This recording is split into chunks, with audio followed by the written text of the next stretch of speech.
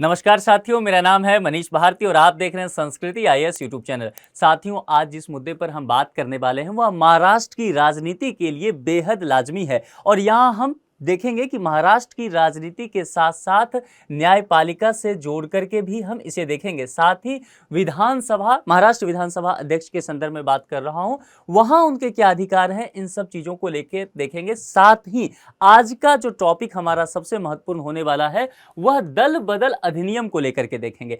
दल बदल अधिनियम की चर्चा जो है संविधान की 10वीं अनुसूची में की गई है। इस पर हम थोड़ा विस्तार से देखेंगे। टॉपिक देखिए, महाराष्ट्र विधानसभा अध्यक्ष द्वारा दल बदल याचिकाओं पर फैसला। इसको फैसला लेने की बात कहा है सुप्रीम कोर्ट ने, एक डेडलाइन डिसाइड करके सुप्रीम कोर्ट ने दिया है कि अब बहुत लंबा वक्त आप नहीं ले सकते। दल बदल जिन विधायकों ने किया है उनके योग्यता पर या तो योग्य रहते हैं या अयोग्य रहते हैं, उस पर जल्द से जल्द फैसला लीजिए। इस पर हम विस्तार से बात करने वाले हैं।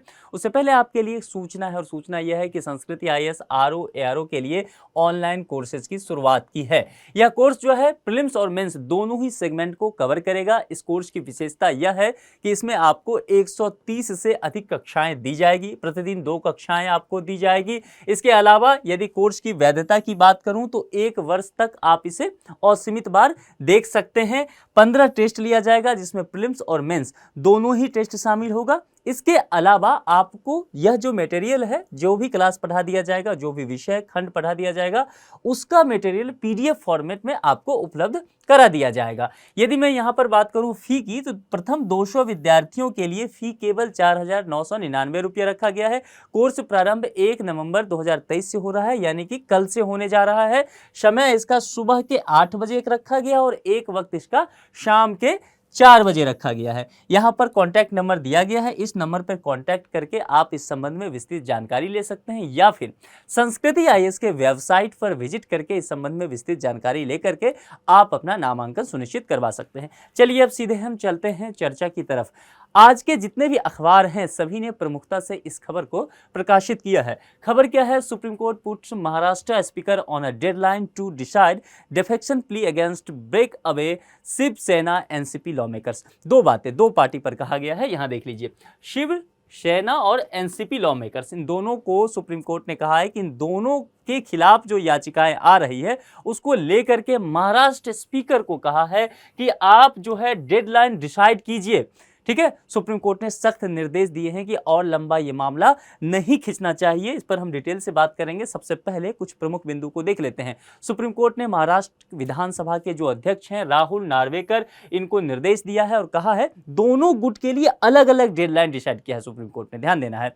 एक जो है शिवसेना गुट के लिए, दूसरा एनसीपी गुट के लिए। देखिए यहां पर शिवसेना विवाद जो हुआ था, इसमें क्या हुआ था, शिवसेना में 2 फाट हो गया था, यानी कि कुछ विधायक जो है अभी जो मुख्यमंत्री महाराष्ट्र के हैं एकनाथ शिंदे, उनके साथ कुछ विधायक जो है गुट तोड़ करके बाहर हो गए और बीजेपी जो विपक्ष में थी उनके साथ मिलकर के सत्ता में आ गए थे। ठीक है, तो मुख्यमंत्री एकनाथ शिंदे खेमे के खिलाफ संविधान की 10वीं अनुसूची, दल बदल अधिनियम की बात की जा रही है, 10वीं अनुसूची के तहत दायर अयोग्यता याचिकाओं पर डेडलाइन क्या दिया है शिवसेना विवाद के लिए? 31 दिसंबर 2023 तक फैसला करना होगा, यानी कि इस साल के आखिरी दिन तक आप तय कर लीजिए कि ये जो लॉ मेकर हैं ये 10वीं अनुसूची के तहत ये योग्य हैं, विधानसभा में बैठने के लायक हैं, या फिर इन्हें सदन से बाहर का रास्ता दिखा दिया जाए। क्योंकि यह काम जो है महाराष्ट्र के विधानसभा के अध्यक्ष है राहुल नार्वेकर का है, इसीलिए सुप्रीम कोर्ट इन्हें यह सख्त हिदायत देते हुए यहां नजर आती है। अब यह दूसरा मसला जैसे मैंने कहा था एनसीपी का है, तो एनसीपी के विवाद में भी सुप्रीम कोर्ट ने डेडलाइन डिसाइड किया है। और एनसीपी का जैसे जानते हैं कि उप मुख्यमंत्री जो अभी हैं महाराष्ट्र के अजित पवार, उनके साथ एनसीपी के कुछ विधायक जो है टूट करके आकर के मिल गए थे, जो भी अभी सत्ता दल में हैं। तो एनसीपी विवाद में भी सुप्रीम कोर्ट ने कहा कि उप मुख्यमंत्री अजित पवार के नेतृत्व में आने वाले अलग हुए गुट के खिलाफ 31 जनवरी 2024 तक आप फैसला ले लीजिए। यानी कि आप समझ लीजिए 31 दिसंबर 2023 जो है शिवसेना गुट के लिए समय दिया गया महाराष्ट्र के विधानसभा अध्यक्ष को, और 31 जनवरी 2023 का समय दिया गया है जो कि एनसीपी अजित पवार गुट के साथ जो विधायक आए थे उनके लिए। तो यह जो है मामला अब यहाँ पर महाराष्ट्र विधानसभा राहुल नार्वेकर के पक्ष में है। उन्हें अब जल्द से जल्द इस मुद्दे पर फैसला लेना होगा। इसीलिए हमारे लिए अब जरूरी यहां से काम का विषय क्या हो गया, क्योंकि करंट अफेयर्स यहीं तक है, अब हमारे लिए जरूरी हो जाता है दल बदल अधिनियम की हम चर्चा करें। संविधान की 10वीं अनुसूची काफी अब चर्चा में रहने वाली है और यूपीएससी की नजर इन बातों पर हमेशा रहती है।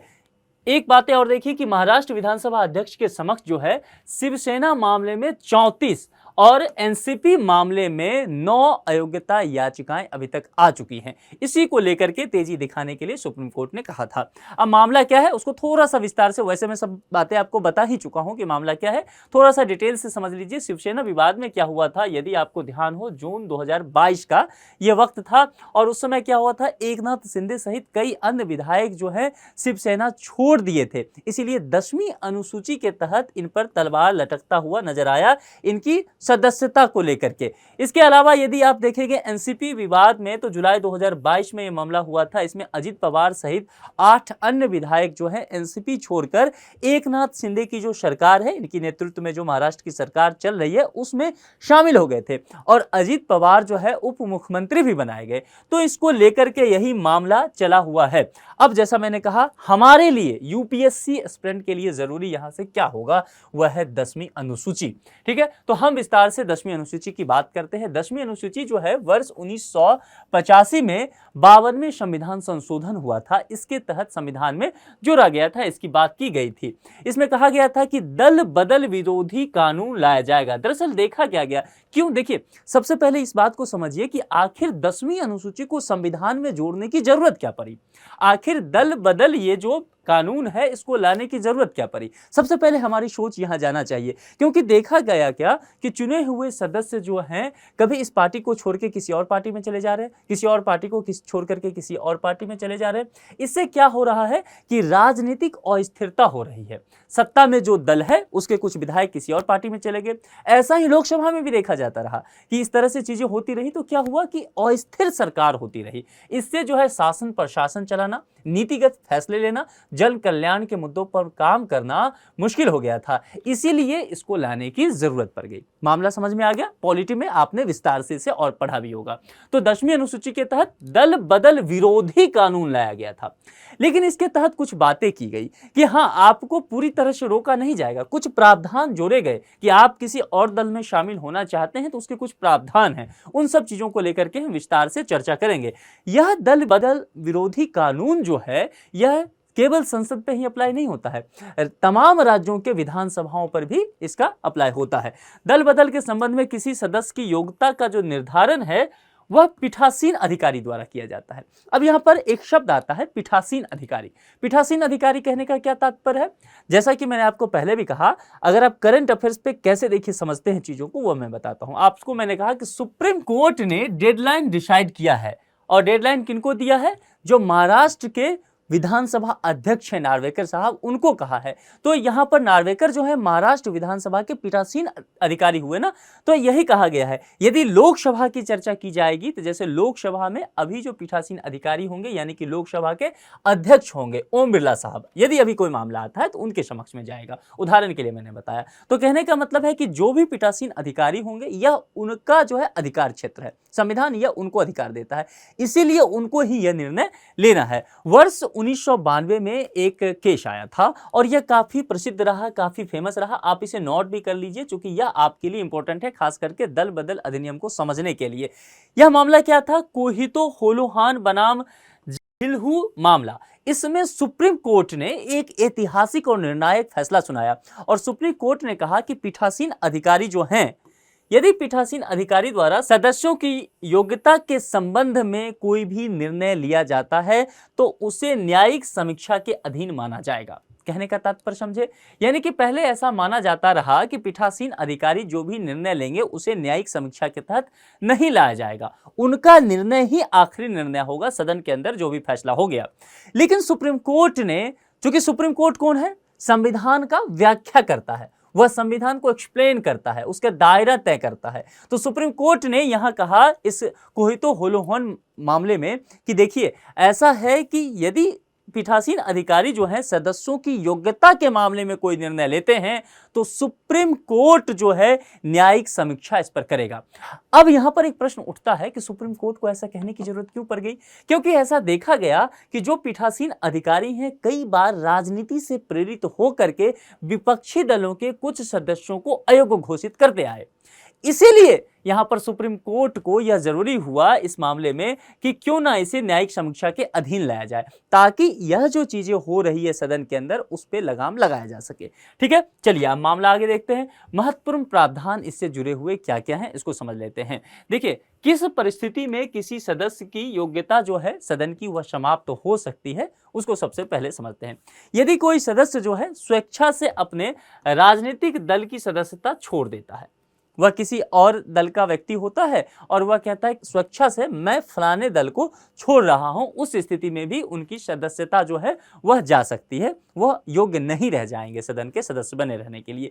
यदि कोई सदस्य अपने राजनीतिक दल के दिशा निर्देशों के विपरीत वोटिंग करता है, व्हिप जारी करती है पार्टियां, ठीक है, किसी मसले पर वोटिंग वगैरह करना होता है, तो उसके विरुद्ध यदि कोई जाता है और दल के द्वारा यदि दल ने 15 दिनों के भीतर उसे माफ कर दिया तो ठीक है, लेकिन उस राजनीतिक दल ने यदि शिकायत कर दी अपने ही सदस्य की कि देखिए हमने व्हिप जारी किया था या फलाने मुद्दे पर हमारे पार्टी का स्टैंड था कि हम इस पे वोटिंग करने वाले हैं, इन्होंने क्रॉस वोटिंग किया है, यानी कि उस मुद्दे पर वोटिंग नहीं किया है, हमारे विपक्ष में चले गए, यदि वो माफी नहीं देते हैं तब भी वह अयोग्य घोषित किए जा सकते हैं पीठासीन अधिकारी के द्वारा।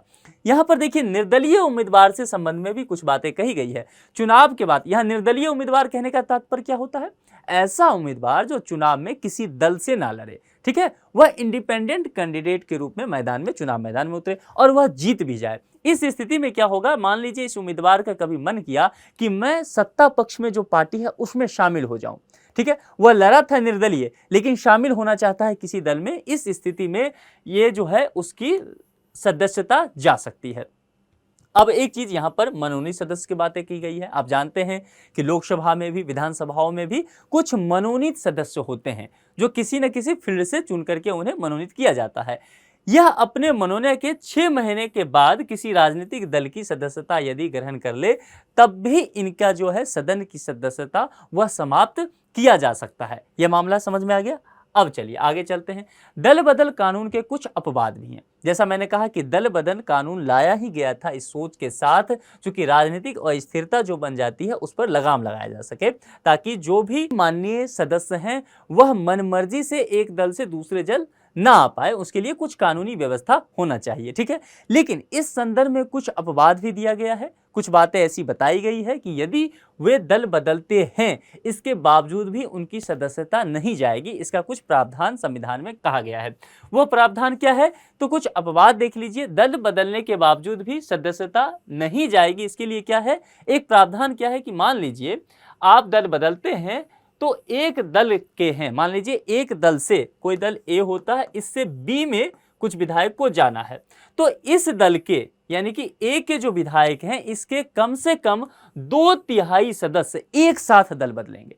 मामला समझ में आ रहा है कि यहां आप दल बदल के इसमें आ जाइए, कोई दिक्कत नहीं है, पर 2/3 सदस्यों को एक साथ आना पड़ेगा। यदि 2/3 सदस्य एक साथ आ जाते हैं तब इन सब की जो है योग्यता बनी रहेगी, ये अयोग्य घोषित सदन के अंदर नहीं किए जाएंगे। ये मामला समझ में आ गया।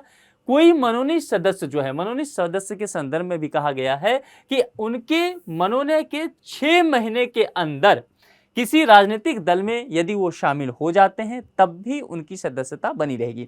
6 महीने के बाद वो किसी राजनीतिक दल में शामिल होते हैं तब जाके सदस्यता चली जाएगी, लेकिन जब भी मनोनीत होते हैं उसके 6 महीने के अंदर वो शामिल होते हैं तब उनकी सदस्यता बनी रह जाएगी। ये मामला समझ में आ गया।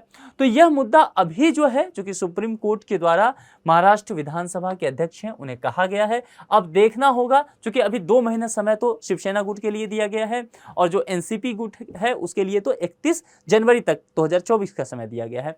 तो देखना होगा कि मामला किस तरह से आगे बढ़ता है। इस टॉपिक पर एक संभावित प्रश्न है, प्रश्न जो है प्रीलिम्स के स्तर का है। मैं जवाब नहीं दिया करता हूं, क्योंकि मुझे पूरी उम्मीद रहती है कि आप लोग जवाब दे देते हैं और आप लोग बहुत अच्छा जवाब दे भी रहे हैं। प्रश्न क्या है, भारत के संविधान की निम्नलिखित अनुसूचियों में से किसमें दल बदल विरोधी प्रावधान है? जैसा मैंने पहले भी चर्चा किया है, दूसरी, पांचवी, आठवीं, 10वीं। ठीक है, तो ये 4 अनुसूची दिया गया है, 4 विकल्प हैं यहाँ पर। जो भी विकल्प आपको सही लगे उसका चयन करके कमेंट बॉक्स में आप जरूर लिखिए। यदि किसी और मुद्दे पर आपको लेक्चर चाहिए, यदि आपको लगता हो कि आपको किसी मुद्दे को समझने में, किसी भी विषय से समझने में समस्या हो रही है, आप कमेंट बॉक्स में जरूर लिखिए, आपका स्वागत है। मैं उम्मीद करता हूं आज का यह जो लेक्चर है वह आपके पठन पाठन को समृद्ध करने में सहायक सिद्ध होगा। आज के इस लेक्चर में इतना ही रखते हैं, फिर मुलाकात होगी। अपना ख्याल रखिए। Thank you.